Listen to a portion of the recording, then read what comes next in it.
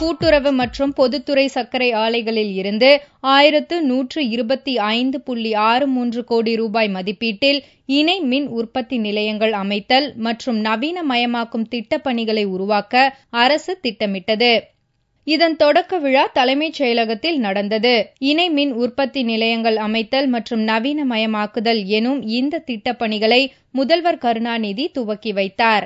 இந்த மின் உற்பத்தி திட்டத்தின் மூலம் 183 மெகாவாட் மின்சாரம் தமிழகத்திற்கு கிடைக்கும். இதன் மூலம் 1600 பேர் வேலைவாய்ப்பு பெறுவர். 1 லட்சம் விவசாயிகள் பயனடைவார்கள். வீடியோ கான்பரன்சிங் மூலம் மதுரை, தஞ்சாவூர், சேலம், விழுப்புரம் உள்ளிட்ட இடங்களில் இணை மின் உற்பத்தி நிலையங்களை முதல்வர் துவக்கி வைத்தார். தமிழகத்தில் உள்ள 12 சர்க்கரை ஆலைகளில் இந்த திட்டம் நடைமுறைப்படுத்த முடியும் என்று முதல்வர் கருணாநிதி குறிப்பிட்டார். மின் இணை நிலையங்கள் தொடர்பான மாதிரி மையங்களும் உருவாக்கப்பட்டு பார்வைக்கு வைக்கப்பட்டிருந்தது.